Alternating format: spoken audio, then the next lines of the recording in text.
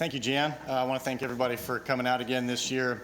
If you recall last year when I tried to give my presentation, I had computer problems and the program never fired up. So this year I'm just going sans technology and just going to talk to you for just a few minutes, make things a whole lot easier.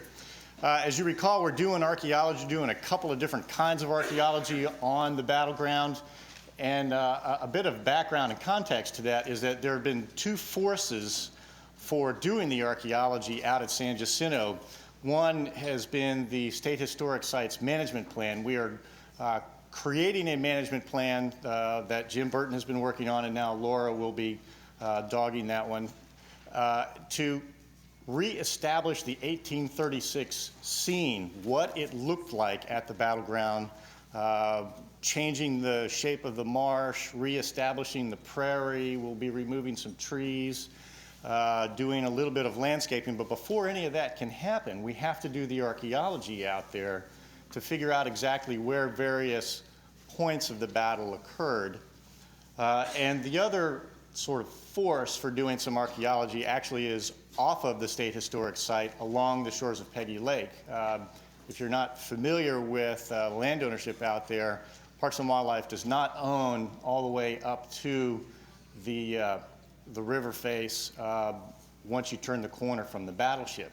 So over on private land, we had gotten word that there were some folks out there metal detecting, finding things related to the battle, and we were really afraid that we were losing good information that would never get to be folded into the history and the story of San Jacinto.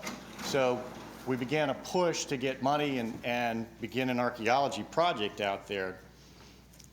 Because there are two different forces, so to speak, for that archaeology, I realized that there wasn't any comprehensive set of questions being asked. So this past year, what I did was I began writing a research design so that we could ask those questions of the archaeology, design our field work to get the best and greatest information out of the ground.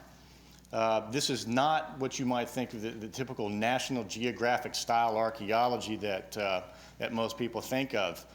Because we're looking at the material remains of an event that lasted, as you heard earlier, only 30 minutes at the outside, the material culture in the ground is a lot thinner than the kind of excavations you typically think of will actually find for us. So we're using metal detectors, we're moving a lot faster, we're doing pinpoint kind of excavations, and then using remote sensing technology to help us locate the artifacts on the map so that we can then look at patterns, because it's patterns of artifacts that are telling us or are going to tell us the most about the battle itself. So right now what we have is a research design that is in draft form. I'm working with a couple of different folks on that to get that up to speed so that will drive the archaeology and the way we do things in the field over the next several years. What have we learned so far is that at the breastworks area, where we have done quite a bit of metal detecting survey, those markers that are placed out there that show where Houston was wounded, where Santa Anna's camp was, where the Mexican cannon were, those kind of things, those markers were placed out there 60-some years after the battle. And are they in the right location is one of the questions. It's a very basic question, but it relates to helping us re-establish that 1836 scene and being able to fully interpret the battle. You've heard the saying, if a picture is worth 1,000 words, being able to stand on a spot and say, here is where it happened, must be worth infinitely more. So being able to do that on a place like San Jacinto, which has such great importance in Texas and many of us would argue American history, we want to be able to do that for this battleground. We think from the work that we've done, and there's a little bit of disagreement, although it's friendly disagreement amongst us, that where those markers are placed and where we've concentrated our archaeology so far, while we have found evidence of the battle, there have been remains. We've got 120 some musket balls, is that correct? 160 or 70 musket balls. Less than 20 of them have actually impacted something. And we're expecting that if they had actually found their mark along the breastworks or soldier, that we would have found more that had actually even been fired, and the majority of them we found haven't been fired. So we think that what we've got is the remains of the Mexican army fleeing, losing arms, losing not cartridge, but musket ball pouches as they were running. So we think the battle is actually a little bit further north of where those markers are, which would place it closer to the monument than what heretofore has been interpreted. From there, what we want to find is where the Texas line of fire, as you heard Jeff say earlier, that the Texans stopped and in good Napoleonic fashion fired a couple of rounds.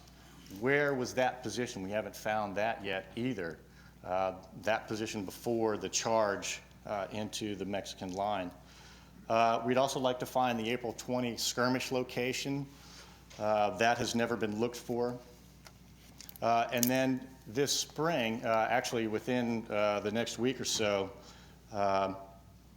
we're going to get back out to Peggy Lake, which we had begun 2 years ago. This phase of the work out at Peggy Lake is being done. The work is going to be financed under the generosity of the Houston Endowment. That is a very important part of the story out there, and because we don't own it, we are working very closely with two different land owners out there who are giving us permission. We're still having to go through the permitting process with the Texas Historical Commission, so logistically it's taken us a little longer to get this phase of it together than we would have liked, but we will begin getting out there again this spring. What we did find by the first phase is that subsidence, which you all know from groundwater pumping since about the 1940s, and dredge fill being spoiled out on the edges of the Peggy Lake, did not cover quite as much ground as had initially been thought. There was a lot of thought that we're not going to find anything out there because of subsidence. It's going to be underwater, or so much dredge spoil that it's going to be covered and we just won't be able to see it with the metal detectors. The metal detector, by the way, even the good ones, really can only detect small metal objects to about a foot. So if there's too much dredge spoil out there, it's possible that we wouldn't even be able to see those. However, we are working with Texas A&M University, who are one of the few research institutes in the world to own a particular kind of instrument called an EM68. It's electromagnetic detector. It's essentially a very, very large metal detector. There are only 8 in the world. A&M is one of the groups who are helping push this technology further and further so that it will detect the kinds of things that we want. And they were very keen on working with us to help us find things on the battleground and us help them refine cutting-edge technology. There isn't even computer programs written to understand the information that's coming out on the other end of this yet. So it's been a really, really good partnership that we have gotten with A&M. And just yesterday we were out on the battleground. I wasn't, but there were some folks out there who were helping to locate some of the hits that A&M's instrument found. We did find 1 or 2 pieces related to the battle. It is making us think that, again, that we need to go a little bit further north. Finally, my last comment is I just want to mention that the folks that are doing this in partnership with Texas Parks and Wildlife are 2 groups of highly trained and dedicated volunteers. One are archaeological stewards who are trained by the Texas Historical Commission, and a second group of metal detectorists, many of whom work with the Houston Archaeological Society, folks who just know those detectors really well. We have put those 2 groups together. Myself and Moore Archaeological Company out of Houston are helping to design the whole project, working with us. We're doing this on Saturdays. It is a fully permitted project through the Texas Historical Commission, and I hope that this time next year, with an updated computer, I will be able to show you even more of the things that we're going to find this summer and through the fall. Thank you.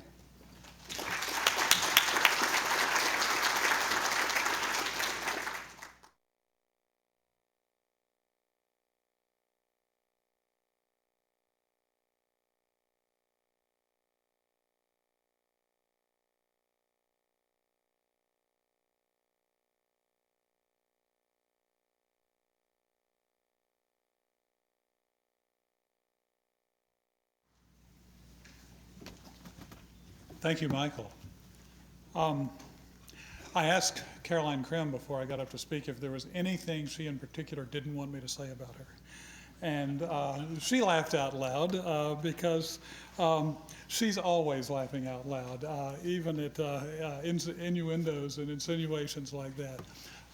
When I first started coming to TSHA meetings on a fairly regular basis, I'd been once in the 70s and once in the 80s. And I haven't missed one since 1994, and that's where I first saw Caroline Crimm. She was hugging people. She has a habit of doing that, and you can see that big, wide smile. And that's what I like best about her. She's also a pretty darn good historian. And since I've known her, she's been working on this book, recently completed, DeLeon, A Tejano Family History, by Ana Carolina Castillo Crimm. It's a marvelous human story, and she's going to tell us a little bit about those marvelous humans who were caught up and pulled in several directions by the Texas Revolution. And she, like so many of our panelists today, are going to look at you and say, it's not that simple.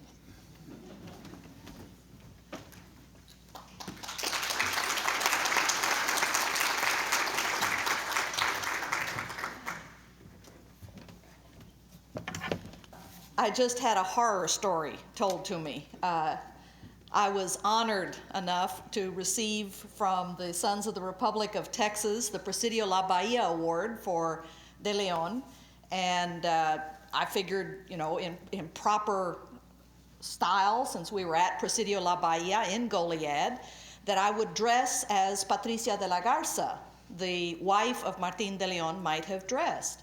And one of my students, when we were working on reenactments for our folk festival, had found a portrait of Santa Anna's wife, Doña Tosca de Santa Anna. And it's a magnificent gold outfit with black satin lace and a black mantilla. And so we had actually produced this outfit. And so I was in the bathroom climbing into this thing with the hoop skirts and, you know, trying to hook and button and whatever. And one of the gentlemen from the Sons of the Republic of Texas caught me as I was coming out the door, and I hear they're now telling stories about me stripping down in the bathrooms at the National Convention. So sometimes you get a not so good reputation, but I apologize. Anyway, what I wanted to talk to you about today was the tremendous challenge that the Texas Revolution played for the Mexican Americans of Texas, the Tejanos. It was not just a revolution for them. It was not just liberty. It was a horrible, heart-rending, difficult civil war. It was not the kind of just, are we going to be free? It was a real problem for them. Now, just as a little bit of a background, I'll give you a little bit of the story of Martin de Leon. He was born in 1765 in Burgos, Tamaulipas, and I'll show you a map of that in just a minute. And he began his life, actually his father was probably well educated and wanted his son to attend the university in Monterey. And like so many of our sons, he said, gee, Dad, I think I'd rather go be a muleteer, which was something tantamount to, you know, maybe truck driving or something. So I'm sure his father was suitably horrified. But what muleteering taught Martin de Leon was courage. because the muleteers, especially in the northern sections of Mexico, it was like for the Indians that were still throughout these northern areas of Mexico, it was like having Walmart on hooves. And so the Indians, of course, saw these muleteers as a chance to certainly pick up a few extra goodies that they might not have had. And for the muleteers, it was a constant battle to try to hang on to the goods that they had been given. He also, of course, later goes on to become captain of the militia. Now, this is an important point. If you became a colonel, that meant that you were of the upper classes, a Creole. If you only became a captain, that meant that you were probably not of the upper classes. So in this case, Martin de Leon only made it to captain. Now, what does this say about Martin de Leon? It says that he was a self-made man. He made himself into what he was. It was not something that was given to him as a birthright. So Martin de Leon, by being a captain of the militia, and I know the de Leon family would dearly love to have had him be a general, but he wasn't. He was a captain, and that means that he was a man who believed in self-promotion. He believed in making your own way. Now, where does that place him? Among the royalists who believe in authority, who believe in obedience? Or does it make him a man who believes in freedom and liberty and individualism? And I would argue that it places him somewhere between the two, because as a captain, he has to expect his soldiers to obey him at all times. His soldiers must obey him, because if they don't, they all die. And yet, why should he, as a captain, not be able to be promoted? Why should he, as a self-made man, not have the right to larger acres of land? So this was one of the problems that Martin de Leon faced at a time when it was crucial to know whether or not you believed in individualism or whether you believed in authority and obedience to authority. The good thing is he married Patricia de la Garza de Leon. And Patricia de la Garza de Leon received a dowry that was more than any of the dowries that I found in any of the records. For Monterrey, which was at the time a really booming town, the biggest dowries that women got was $5,000, 5,000 pesos. She received 9,000. This woman, did she marry down? Did she marry for love? She took that money and gave it to Martin, and with that money, the two of them established the town of Victoria, Texas. Their first little village, their first community was right here on the Nueces River. Some of you may be familiar with San Patricio. San Patricio was actually Rancho de las Margaritas, and it was the crossing from the river going north into Goliad. So this crossing right here at the Nueces River was where they established their first ranch. By that time, Patricia already had 4 children. And I will point out here, this is Burgos, this is Cruillas, and then down on the coast is Soto la Marina. Patricia was from Soto la Marina, and Burgos was where Martin de Leon had served in the military. So Burgos then, at the outer edges of the Escandon settlements, was used primarily to protect from the Indians. And that's why he became so important in the little town of Cruillas, where his father had lived. Soto la Marina, which had been the center of trade for the Escandon settlements, was obviously a place of considerable wealth. It is not today, but it was at that time.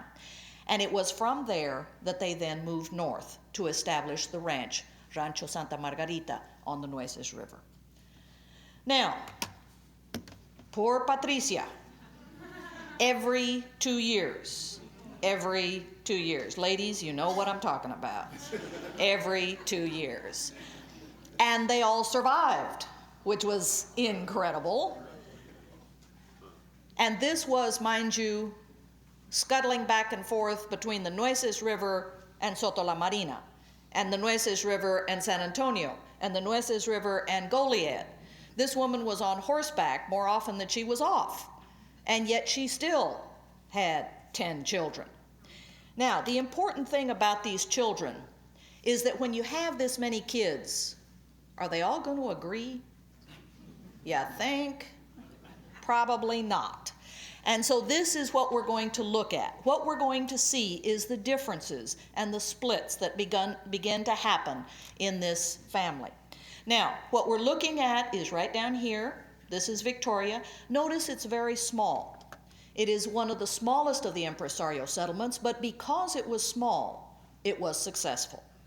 Austin, Stephen F. Austin's, was the only other successful impresario settlement. Why were the others not successful? Because they got greedy. They wanted to bring in 600 families. They wanted to bring in 400 families. And the problem was that frequently when people in the United States heard that there was a league and a labor, 5,000, almost 5,000 acres, 4,428 acres plus 177 for your farm, they thought, oh, goody, goody, let's go get some land. The only problem is there are Indians who are going to take your hair. There is cholera that is going to kill you before you get there. There is yellow fever epidemics. There is all sorts of horrible things. And so word filters back. And so suddenly you find that people are maybe not that willing to go. And so sure enough, what begins to happen is that these impresarios who had thought they were going to be able to get 5,000 acres are suddenly short settlers. Martin de Leon, however, wanted only one thing. Remember those 10 kids? Now you can give each and every one of those 10 kids his own ranch. And that was the entire point of Martin de Leon's colony. The important thing about his colony, however, is that he also accepts practically anybody who comes along. German, French, Polish. He even had some Anglos who had gotten there before he did, actually. John Lynn and his family, the Irish. Irish Catholics loved coming to Martin de Leon's colony. So Martin de Leon's colony, from its inception, was a multinational colony. Now, granted, by the time he started settling Victoria, he was in his 60s. And, you know, sometimes when we get to that age, we get a little cranky, and sometimes we get a little unhappy with people when they don't do what they're told. And sure enough, Martin de Leon got a reputation for being a little cranky. And, of course, what happens is that Victoria colony becomes probably a hotbed for problems with Austin's colony, with Green DeWitt's colony. And what happens is that a lot of the settlers for Green DeWitt's colony are suddenly coming right through the Victoria area to settle up here at Gonzales. And they stop before they get to Gonzales. And suddenly Martin de Leon settlers are saying, hey, wait a minute, who are these people? Here they are coming through here. What are they doing? And Green DeWitt, who is happily in New Orleans, frequenting, some people say, the local watering holes, Green DeWitt was too busy to worry about his people, and so it is usually his own surveyor who is going to be taking care of these people. And when they find out that the Indians are coming down from this area, most of the people at Gonzales head right straight back for the coast, which was illegal, and wind up settling down on the coast at Old Station. So Martin de Leon is going to wind up in conflict with Green DeWitt. He's also going to wind up in conflict with Austin, and here we run into, for the first time, Fernando. Now, Fernando, and what I've done here, in the blue are those who are going to side with the Texans. In the yellow are going to be those who refuse to side with the Texans. So let's look just briefly at some of these different people. We're going to look at Fernando first, and notice that right up here, he was married in 1823. His wife died in 1825. He will spend the next 30 years of his life alone, under his mother's tutelage, under his mother's control. When I first ran into Fernando, I had started looking at court cases, at deed records, and I ran across a Patricia Garza will. And I looked at it and I thought, this can't be Patricia de la Garza. And then I looked again. The first name on her will was to Fernando. I leave the $1,000 that he owes me to be collected by his brothers and sisters. Whoa, hello, what have we got here? Fernando got crossways with his mother. Fernando, as the oldest son, should have been the leader, should have been the man who led the family. After the Texas Revolution, he had become totally opposed. And this is going to be one of the problems that we're going to run into. The next one that we're going to look at is the Aldretes. Some of you may even know them today as the Alderites. They still exist. They are still in the Refugio area. Likewise, Silvestre is going to go on to become quite well known. Desiderio Garcia is going to die fairly early. Felix is actually from whom most of the De Leon family is descended today. Agapito is going to be shot and killed by a man that some people know as Mustang Gray. Rafael Manchola, as we have just found out, Loretta just told me that they're going to be putting up a marker. Rafael Manchola was the one who helped to change the name of Presidio La Bahia, or La Bahia, Espíritu Santo de la Bahia, to Goliad. And it was Rafael Manchola who did that as part of a representation for Hidalgo. Now, the two men that really matter are right here. Jose Maria Jesus Carvajal and Plácido Benavides. Jose Maria Jesus Carvajal is on the back of the handout that you all received. And you'll notice that Jose Maria Jesus Carvajal is going to be a tremendous influence, as we're going to see in just a little bit. Now, one of the things about Jose Maria Jesus Carvajal, he is going to be one of the leaders in the battle against Santa Anna. Why? What did he have against Santa Anna? I started looking at the records. He had been born and brought up in San Antonio. His mother had 7 children. And I started comparing dates. And in 1811, when San Antonio went up in revolt against the Royalists, Jose Maria Jesus Carvajal was 5 years old. And when I started looking at the records, sure enough, Lieutenant Antonio Lopez de Santa Anna had been with General Arredondo, who came to San Antonio and began massacring anybody who had revolted. And so in this case, it turns out that Jose Maria Jesus Carvajal, at 5 years old, had been forced from his home. His mother had been taken and locked with the other women into the barracks, where they were forced to grind corn into meal for the tortillas for Arredondo and his soldiers. A 5-year-old boy, scared, hearing the shots that he knows are killing uncles, brothers, fathers, friends, fighting for food in the corners. A 5-year-old boy. You know that Santa Anna is always going to be a horrible nightmare for Carbajal. Plácido Benavides, on the other hand, came with 3 of his brothers, Nicolás, Eugenio, and Isidro, and the 4 brothers had settled in Martín de Leon's colony. Plácido Benavides was a young man who was very dedicated, very well educated. He was actually the teacher for the colony. And sure enough, one of the young students happened to be a little girl named Agustina. And within 5 or 6 years, sure enough, Agustina was in love with her teacher. And the 2 of them were married within a year of Jose Maria Jesus Carvajal's marriage to Refugia.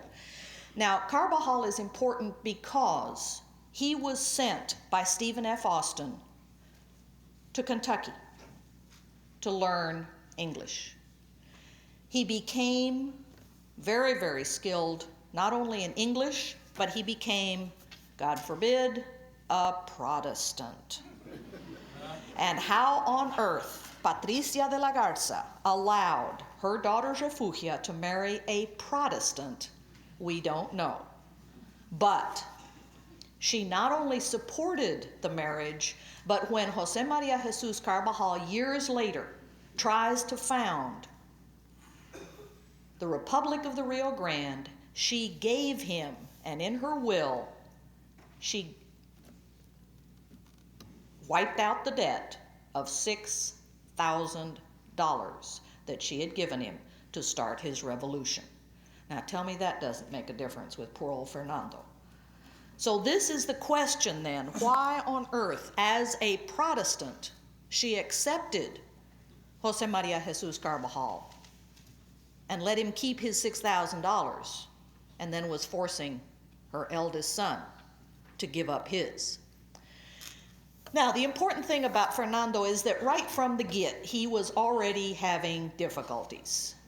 As a young man, he had seen and been sent to tell all of these settlers that were coming through the area to get out of the way. When DeWitt's settlers bring in tobacco, remember tobacco then, as now, was a taxed commodity, and the Anglos couldn't understand, why they had to pay taxes on tobacco. Sometimes we wonder about the same thing now. And Fernando was once again in the middle of the controversy over the tobacco. Actually, Martín de Leon, by this time getting very, very cranky, Martín de Leon goes to DeWitt's colony at Gonzales, and of course, the rumor mill being what it is, the word was already out ahead of him. Oh my God, De Leon is coming. He's going to chop your heads off. He is going to kill the colonists. And by the time Martín de Leon and Rafael Manchola reached Gonzales, the entire town was up in arms. Actually, Martín de Leon, because of his bad rap, had really not ever planned to take anybody's head anywhere, but the reputation preceded him for being cranky, and what happens, of course, is that he simply takes the tobacco back to Victoria with him. So this was one of the difficulties that they ran into.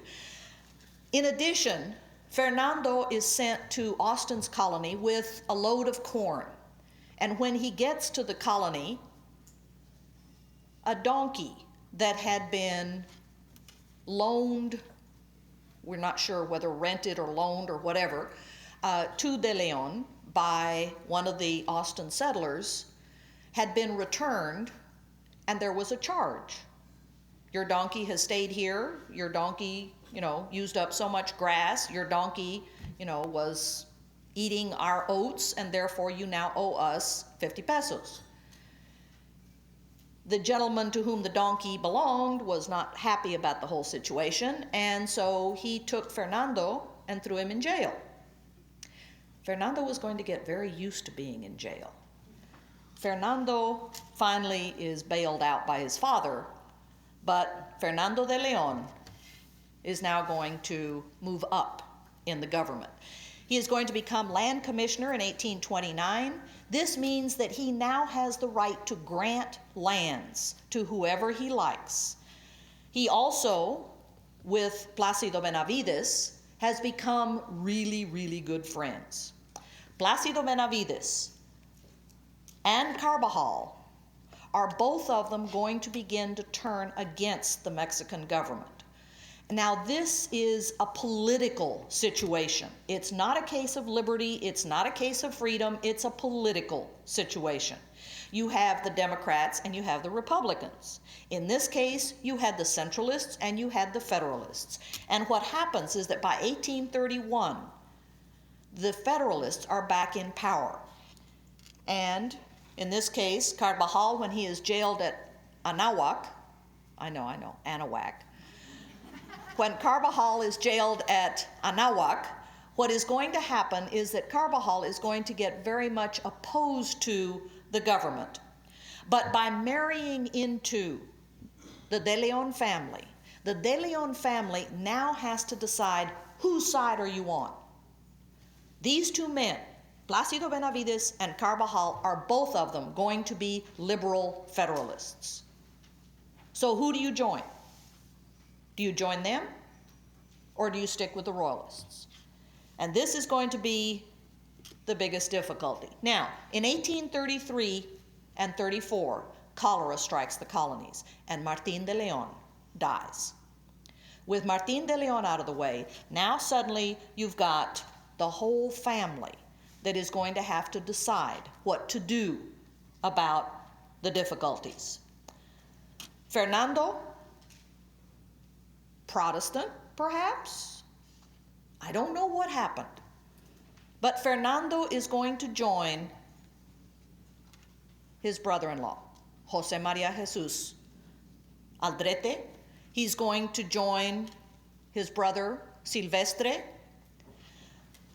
Desiderio Garcia, however, is going to say, absolutely not.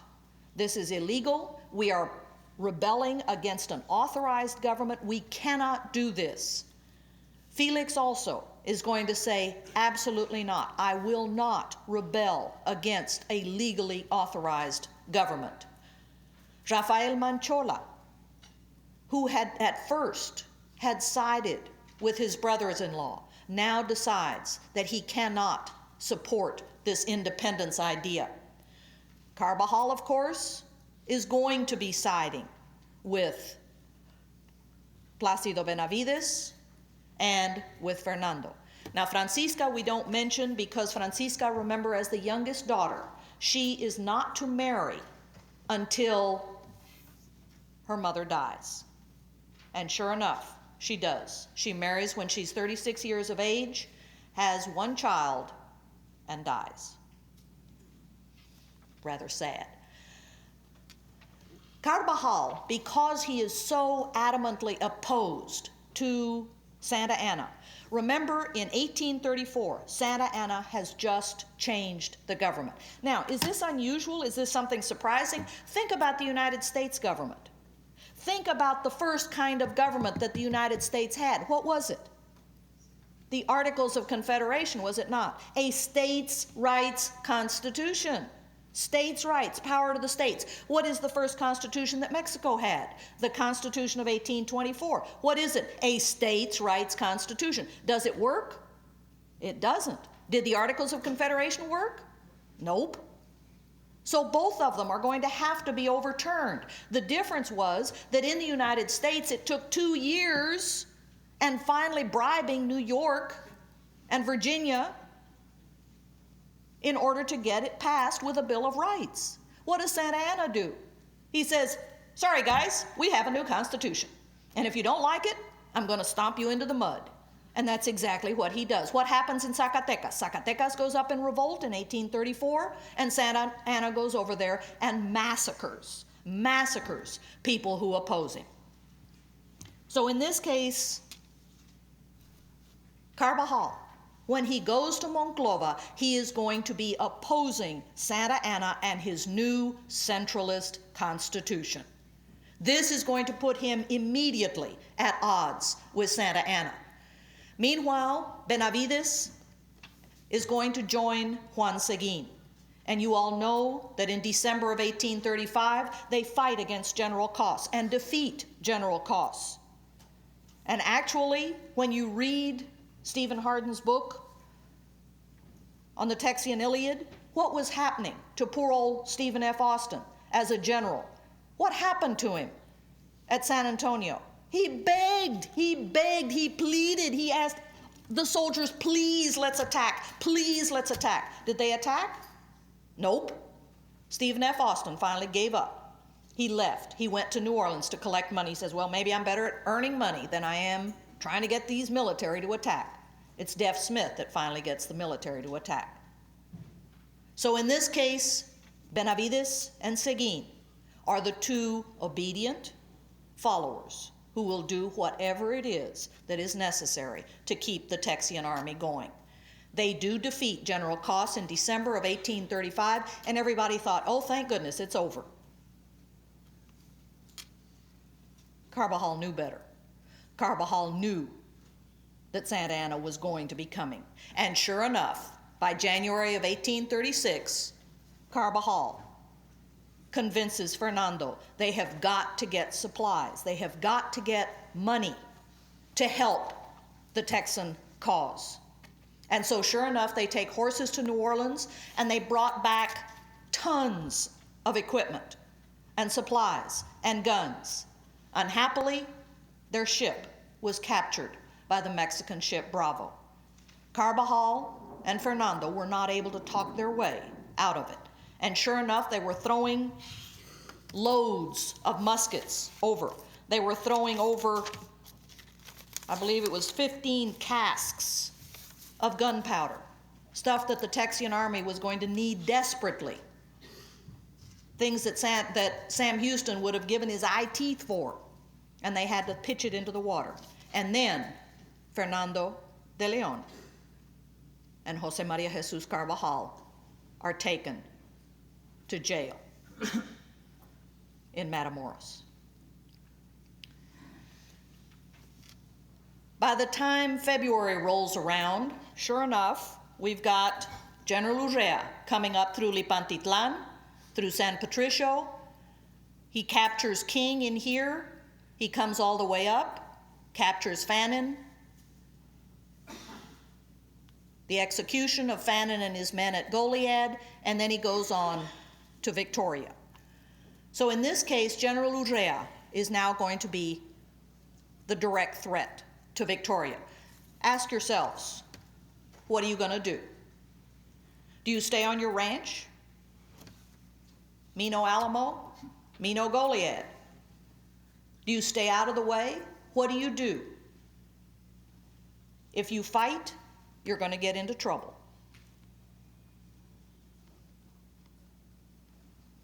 By the time Santa Anna and Udrea are in Texas, Benavides, and this is one of the things that until you look at history from your own perspective, I was looking at the records for what was going on, and sure enough, Plácido Benavides requests permission at Goliad to go to Matamoros, and I had not put the two things together until I suddenly looked at the dates. And I said, why was he going to Matamoros? Yes, it was a spying mission, but who's there in the jail? His two brothers-in-law. And sure enough, he manages to rescue both Fernando and Jose Maria Jesus Carbajal. Some of his men were captured in the escape, but at least Benavides, Plácido Benavides, does manage to save both Fernando and Jose Maria Jesus Carbajal. Fernando was very good friends with John Lynn. And when John Lynn leaves to join Sam Houston at Gonzales, his family is left, literally, with nobody to care for them. And it is Fernando who takes care of them. However, because of his support of the Texians, Fernando is thrown in jail. Benavides has gotten a really, really bad rap for having found Isaac Hamilton, one of the survivors of the Goliad massacre. And Isaac Hamilton was loaded up in a cart, and Benavides was trying to take him with him to Victoria when he was surrounded by a troop of Mexicans. What would you do? Can you fight back? Can you run? You're surrounded. What Placido Benavides did was very coolly, he just asked for a receipt for Isaac Hamilton. He said, this is a prisoner that I've just captured, here, you can have him. Isaac Hamilton hated him. From then on out, Isaac Hamilton survived, and Isaac Hamilton threatened to kill Placido Benavides from then on out. As a matter of fact, every time I go to Victoria, they have a guy that dresses as Isaac Hamilton, and he goes around asking, where's Placido Benavides? So I tell him, well, sorry, it happens. Now, by this time, Seguin and the Tejanos, of course, have gone to help at San Jacinto. Why did the Mexicans turn against other Mexicans? Because they weren't Mexicans, they were Texans. They were Texans just as much as any Texans who had just come across the border, if not much more so. They didn't want Santa Anna and the Centralists as rulers. These Mexicans, Texans, wanted their states' rights. Unhappily, for the De Leon family, who are you going to be loyal to?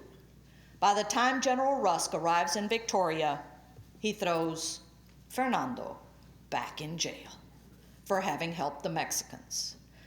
Fernando, of course, by this time you would think he was getting used to jail, decides, along with his mother, that they are going to leave for New Orleans. They leave for New Orleans, and the family does not return for 10 years. From June of 1836 until 1845. Yes, they lost a lot of land, but when they returned in 1845, they fought to regain it. The Martin de Leon family never gave up on Texas. They believed in Texas, they loved Texas, they were Texans at heart. Thank you.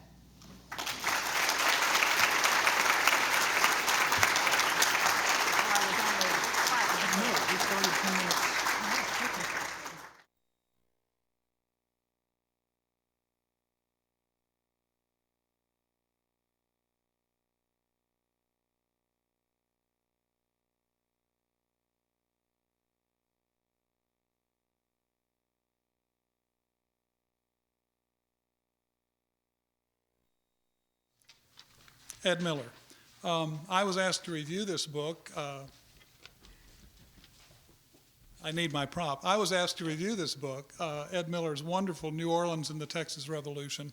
Ed is a theater critic. Not really, it doesn't say that in his bio. But most people who describe the Texas Revolution like the theater critic who goes to the theater and sits front row center and tells you what the people on stage are projecting to them. Not Ed. Ed is just off stage and behind the curtain in New Orleans. And in this book, he retells the history of the Texas Revolution as seen by the people in New Orleans, and not just the people reading the newspapers, the people who are the movers and shakers. This has a very bold thesis. The bold thesis that he will elaborate on is that the people in New Orleans and their plans for the Texas Revolution were probably driving events in Texas during the Revolution more than the Texas leaders and more than the Anglo-Texan settlers, and certainly more than the Tejanos that Caroline has just talked about. That's a very bold thesis. But what do you see when you're off stage just behind the curtain? You see the people who are pulling the ropes. You see who's talking to whom behind the scenes. And you see what people look like with their makeup off. And that's the story of the Texas Revolution that Ed is going to talk about, and that he talks about in great and amazing detail in his book, New Orleans and the Texas Revolution. I will just tell you the one thing I didn't know from reading his bio. That's because I've been living in North Carolina too long, and that's where the heck is Judson? Judson is in North Bayer County. and he and I agreed that one particular barbecue place there has really gone downhill. It will remain nameless.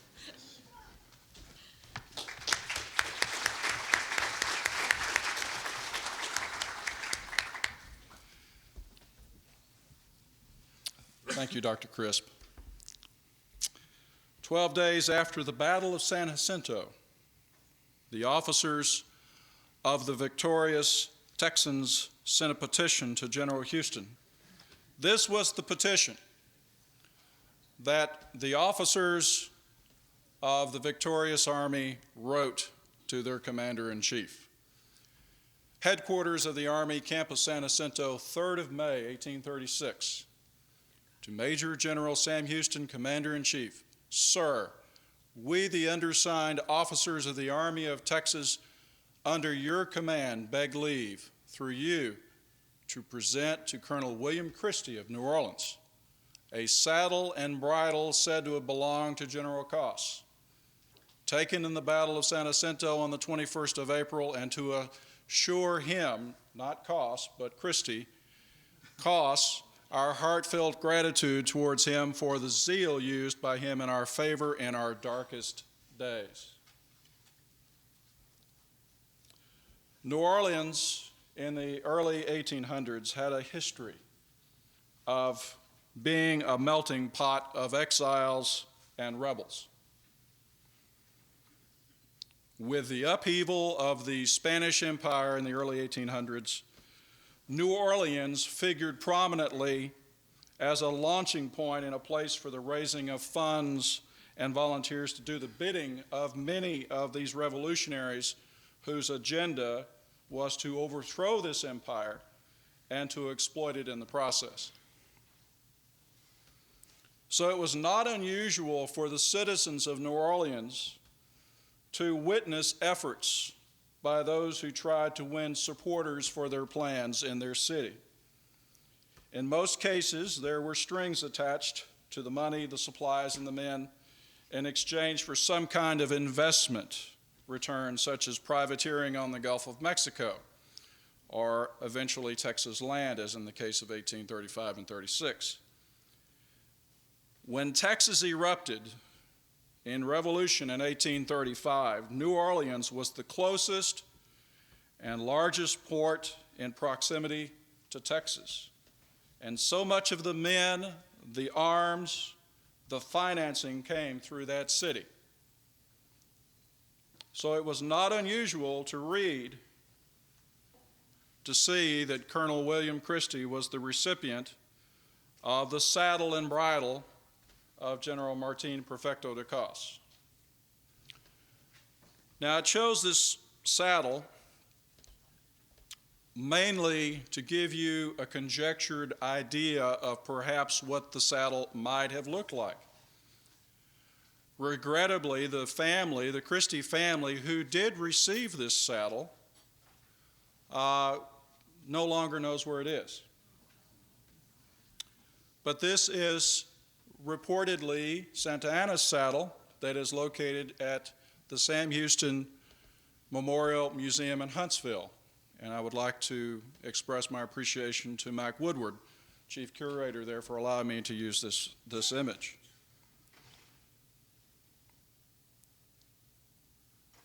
It is also an interesting note that one of the officers who signed this petition was a newly commissioned major in Colonel Henry Millard's regulars. And he was also, just happened to be, an old friend of William Christie's. I might also add that Sam Houston was also an old friend of William Christie's. And this is William Christie. I'm sure many of you who have done research and you've done work in history would probably agree with me that in some cases the preponderance of things that you discover that are significant are by sheer luck, are completely by accident. And I can tell you that the information that I found from the family of William Christie, even finding the family, was sheer luck. You'd think that, well, surely you wouldn't go to a phone book and just pull out the New Orleans phone book and look up the name Christie and see if there's any connection. But at that point, I was beginning to run out of leads. I had a little bit of time left over one evening, and so I decided I'd just get the phone book out and start calling Christies. This strange person from San Antonio was calling to find out if there was any relation to William Christie. I came to the E's, Edmund Christie, Metairie, Louisiana. Called the number. Very nice lady, very genteel, answered the phone. I explained who I was. She said, yes, in fact, my husband is Edmund Christie, and he is a direct descendant of William Christie. And we would love for you to come over before you leave and come by and visit with us. I set up an appointment, went over to their townhouse in Metairie. As soon as I walked in, I could tell that William Christie still dominated his family. On the front entryway table were artifacts of William Christie. He was also the hero, a hero of the War of 1812, so they had some things that were relating to that. But then they said, well, there's Colonel Christie.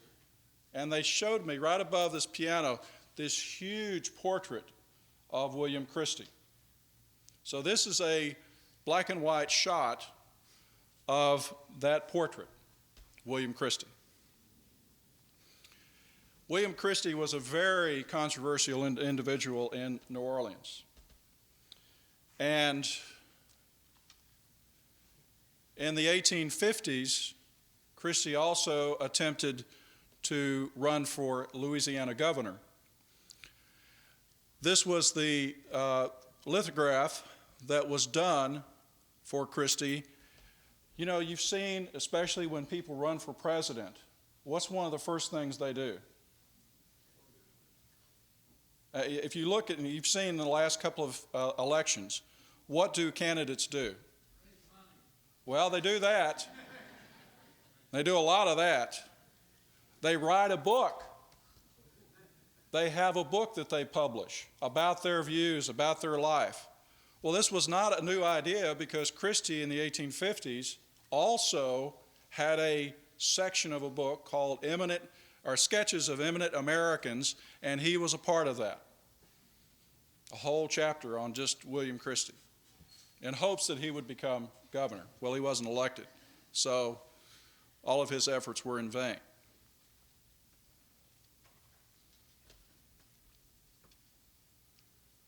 What I would like to take a little bit of the time that I have with you is to look at William Christie, but also look at this other person that I mentioned, this newly commissioned major who had signed the petition to Sam Houston.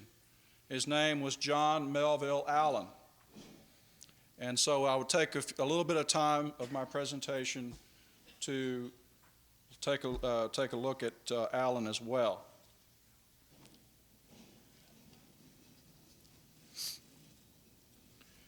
As I just stated, Christie was a controversial individual.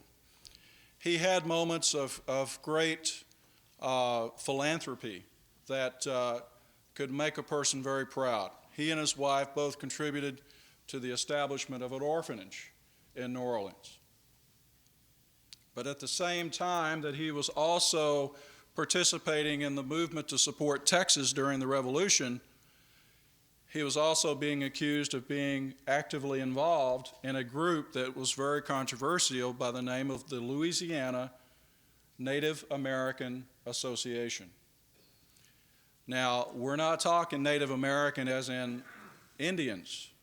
We're talking Native Americans much like what we would think of today as white supremacists. People who were maybe in the gangs of New York idea, the genre that you look at when you see that movie. A great deal of upheaval was taking place in many of our large cities, such as Boston and Philadelphia, New York, and New Orleans. you had a huge explosion of people from Europe, primarily in Germany, the Germanic kingdoms, and the island of Ireland. Irish were coming in as well. And so for people like Christie, this was thought of as a threat, unless you could exploit them politically. But they were a threat because there were too many people, too many immigrants for not enough jobs. And so Christie was accused of being a part of this movement.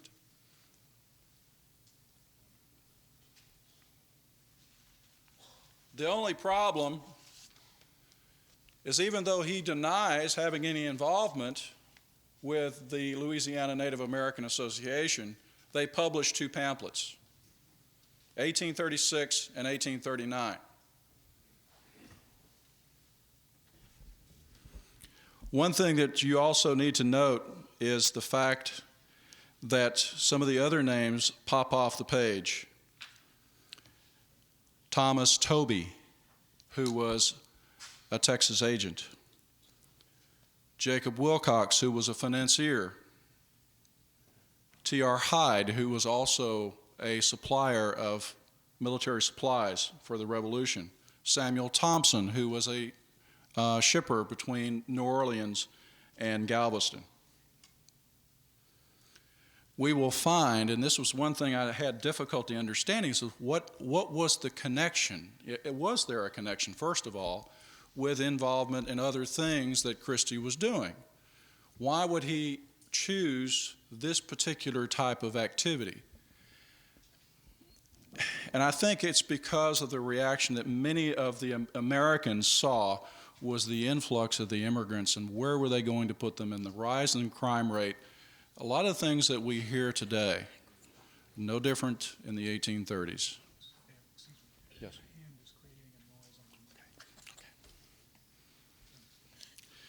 So, that's one thing that is very controversial about William Christie. He was also tried for filibustering in February 1836. Now, one thing that Christie made sure of is to have the proceedings published at his own expense because he was acquitted. The other thing that I thought was rather ironical about this whole trial is that he was only tried for his involvement with sending troops to Tampico, Mexico, not the New Orleans Grays who left a couple of weeks before them. There was definitely a perception in New Orleans that Texas already was no longer a part of Mexico, simply because he was not tried for any of the involvement with the New Orleans Grays. He was tried for his involvement with the Tampico expedition.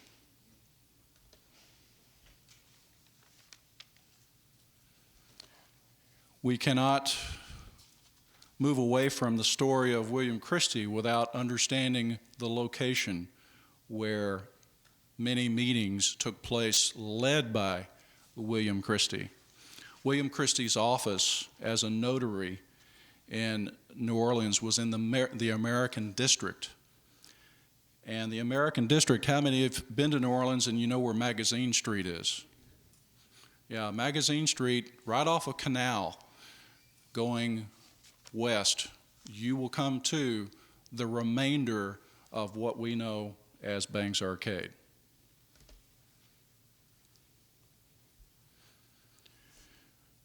To understand the relationship to the French Quarter as we know it today, the Bend, as we call New Orleans the Crescent City, the main part of that bend is where we see Jackson Square today. Just to the west of there, beyond Canal Street, where there is a red block, is the block-long, or at one time, the block-long building complex called Banks Arcade. built in 1833 by Thomas Zempel for Thomas Banks, who was a local speculator and construction builder. This is a photograph I took of what was left of Banks Arcade in 1995 before any major changes took place. This time, J. Aaron, a coffee importer, was still located there on the corner.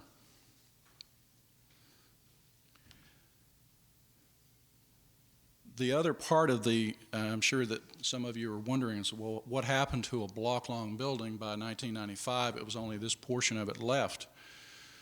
During the course of 150 years, either fires destroyed large sections of it, or it was torn down because of new building, and by 1995, this is all you saw. Now, one of the trademarks to this building was a glass-roofed mall or alleyway that was covered over, known as an arcade. Now today, our kids know arcades as something completely different than what was defined as arcade in the 1830s. But this was the alleyway that at one time was the location of many offices, such as Christie's, that people would sit out, have coffee, smoke their cigars.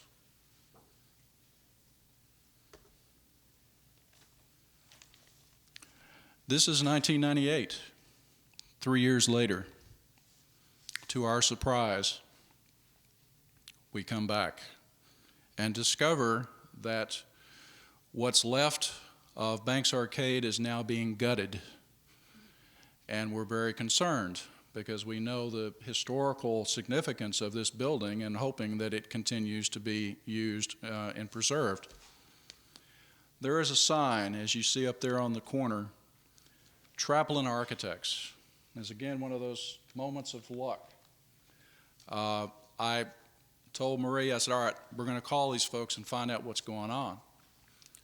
So I called and I get the office manager for Traplin Architects, George Anglada, and I tell him who I am, what I'm doing, and he said, I'll be right down. I'll give you a tour. So he opened up the gates, the fencing, took us in, and we actually got to see some of the original architecture. The flooring is still, cypress flooring is still being used today. It is still in excellent condition. So to find out what happened, that section that is the existing section is now the St. James Hotel. So you can actually go to New Orleans and stay at the St. James Hotel, which was once a part of Banks Arcade. Now, one thing I would like to be sure to point out here is Brainerd's Coffee House. Brainerd's Coffee House was the main meeting point for many Texas meetings that took place mainly in 1835. But that was a three-storied galleried building, and on the first floor they had the coffee house. And so there are descriptions of the first big meeting that took place in October 1835 as being so large that all of the galleries above were packed with people. And I paint the picture of these workers. Of course, you have to remember back then they didn't have deodorant. And so you have this mixture of smells, this large, and this is October in New Orleans. So you can imagine what the smell may have been like with the mixture of cigar smoke. So the place was packed, they met, and none other than William Christie was named as the chairman of the Pro-Texas Committee. Also at this meeting, they called for volunteers. Ultimately from this, two companies of men depart, one under the command of Thomas Breese, who travels up the Red River to Natchitoches, to Nacogdoches, and then down the Camino Real, on to reporting to Austin at San Antonio. You have another group who leaves on the coast and arrives in Quintana under the command of Robert Morris and William G. Cook. They go through Goliad and finally make their way to San Antonio and report to Austin. Many of those men arrive in enough time to be able to participate in the siege and storming of San Antonio. Now, there is another group that has its origin and beginnings with a group of people who were also in New Orleans at this time, Mexican Federalists that Dr. Crimm was referring to. Jose Antonio Mejia, Gomez Farias, who was the ousted vice president under Santa Anna, was exiled, and other Federalist supporters that find their way to the city. They go into this October meeting with the thinking that because Texas is still very much a part of Mexico, that this is going to be to help overthrow the Centralists in Mexico City. They were wrong. And so you find that's the watershed mark of support and cooperation between these two groups, the Americans and the Mexican exiles, who think at that point that they're on the same page. But after October 1835, it doesn't happen. So, what takes place after this is in November 1835, another expedition departs for Tampico under the command of Jose Antonio Mejia. One of those captains who was chosen as a part of the command force of this expedition was John Melville Allen, the old friend of Christie's. One of the things that told me a little bit of why Christie might have been involved with the Native American Association was his response to Allen, as Allen expressed to him during his trial, expressed the testimony of what Christie said to Allen as they were getting ready to board. He said, if you have a job, and he said this to a lot of the people, he said, if you have a job, stay here, be productive to our city. If you're not, let these other folks, the riffraff, he didn't use that word, but that's what I'm reading into it, let those that are unemployed, let them go be the cannon fodder. And I think there was a reflection of his views of seeing the threat of the flood of immigration as seeing his influence of encouraging certain groups of people to leave to go on the Tampico expedition, and discouraging people like Allen to stay because he had a respectable job. Another shot of the front, the remaining part of Banks Arcade.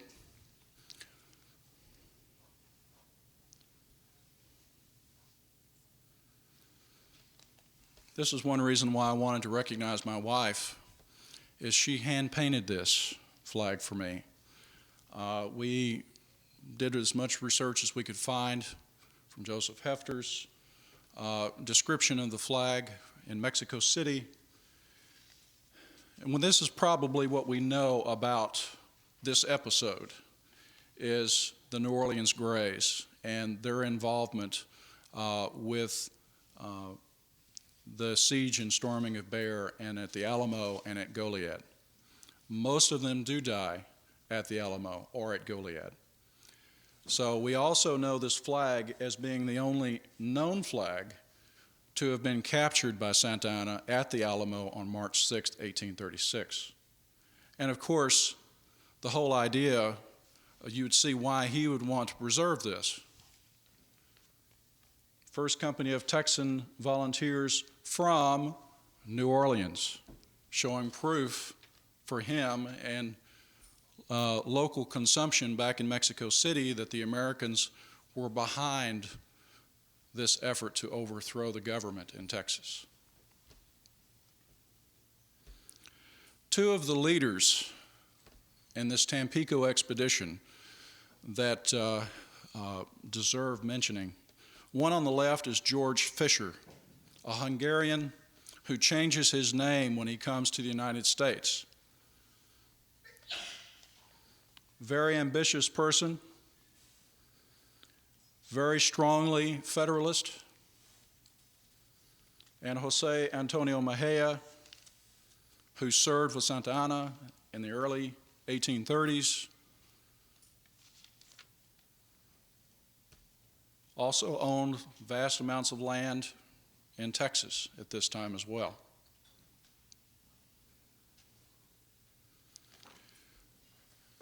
These are actually George Fisher's records of the number of companies and men that actually went on the expedition. And I have yet to understand the company of Grenadiers, Grenadiers.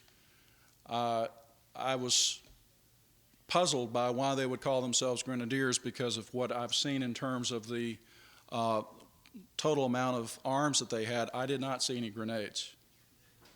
So why they call them themselves that, I don't know.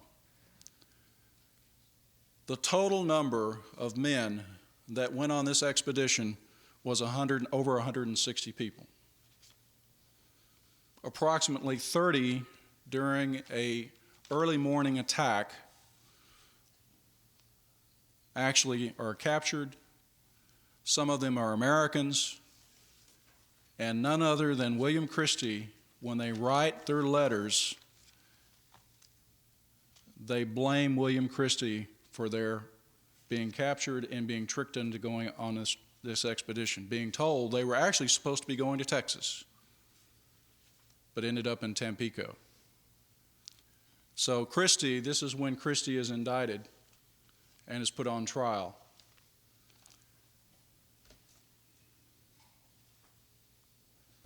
Now to John Melville Allen, who makes his way back after the disastrous attempt to take Tampico, which was a failure. Allen finds himself in Texas, an adventurer at heart, served in the U.S. Navy, Greek independence in the 1820s. I just stated Tampico expedition. And he becomes a commissioned captain in the Texas Army. He is also sent by Sam Houston back to New Orleans as a recruiter, and ultimately also becomes a privateer, the first mayor of Galveston, and also U.S. Marshal until his death in 1847.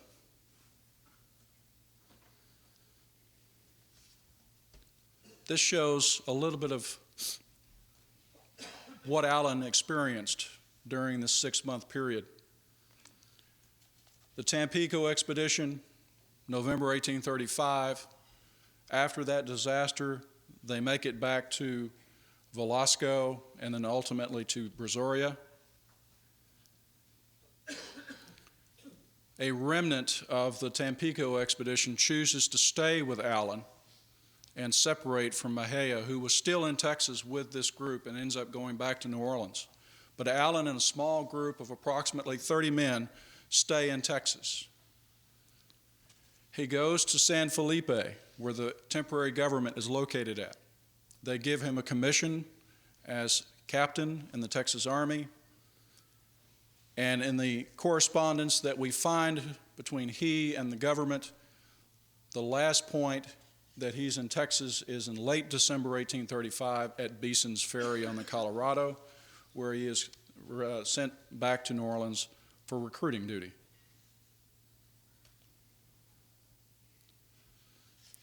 Ultimately, Allen puts together a small group of approximately 40 men, volunteers that he brings back to Texas. This is March of 1836. By April, right before the Battle of San Jacinto, Allen joins Houston. Now, one thing that I found very puzzling, there are approximately 38 names that were with Allen when he identified the volunteers who rendezvoused with him in February to get them ready to ship them off to Texas with his supplies. None of those names are listed on the rosters of any of the San Jacinto veterans. I don't understand, other than maybe they decided to stay to guard baggage, guard supplies, weaponry, and that they waited until Thomas Jefferson Greene came on the scene and came in with them.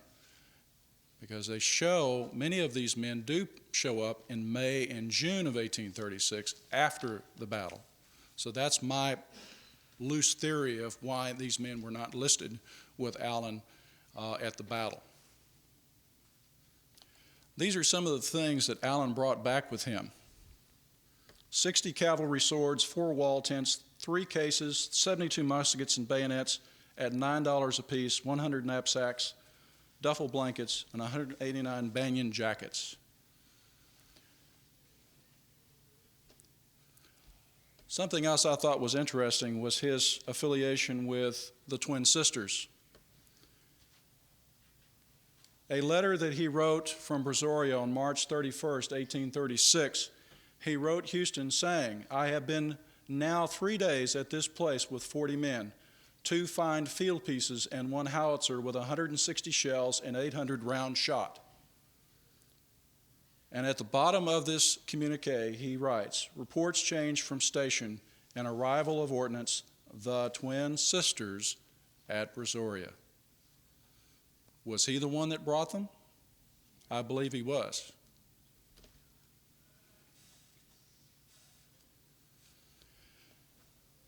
Interestingly, we just looked a little bit at the New Orleans Grays and the Tampico expedition and the men that Allen brought back with him. The only 2 men that I could locate and identify on the rosters of soldiers who fought at San Jacinto were William G. Cook and Martin K. Snell. Snell actually becomes, I believe, a first lieutenant in Millard's, one of his companies. William G. Cook becomes a major and assistant adjutant to General Houston. The Tampico expedition, of course, we've made reference to John M. Allen, and another person, Robert McCloskey, who also joins the regulars under Millard. Charles Stewart, I'm not sure of, but there was a Charles Stewart mentioned in both rosters, and so I put his name down thinking that there's a good possibility that might be the same person. The majority of Allen's company were executed with Fannin. I'm talking about those that he left at Beeson's Ferry that went on and joined Fannin at Goliad. Many of them, I would say the vast majority of them, died on March 27th, 1836. I find many of those 40 volunteers that Allen brought in March 1836 on rosters later in the summertime, mainly Brevet Captain Nicholas Lynch's company, Company C of Millard's company, or I'm sorry, Millard's regiment. Now, something this morning I wanted to be sure very quickly to cover is some of the things that I ran across I thought were very, 5 minutes, okay, this will take 3. One of the things that was mentioned this morning was the fact that no military communiques were sent or found from Houston to General Edmund Pendleton Gaines. That may not be the case, but we do have some other supporting documents. In 1859, Anson Jones, in memoranda, stated, quote, "Houston's retreat afforded the government of the United States a pretext for making common cause of Texas and produced the same state of things which was brought about 10 years later by General Taylor's advance to the Rio Grande," end of quote. Now, this was a pro-Sam Houston person. Guy Bryan. Houston had everything to gain by ultimate success through desolation of Texas. Hence his policy to retreat across the Neches to the proximity of General Gaines' army, where he would be reinforced and aided by Gaines, and Santa Anna drawn into Texas as to make his escape impossible. And Richard Stenberg, Some Letters of the Texas Revolution. Anthony Butler, who was an ambassador, talked Andrew Jackson to claiming erroneously that the United States actually had a claim on the Natchez area as the western branch of the Sabine between the Natchez and the Sabine based upon earlier incorrect Spanish maps. John Mellish, the John Mellish map actually showed the Natchez and the Sabine, two distinctive rivers at the Gulf.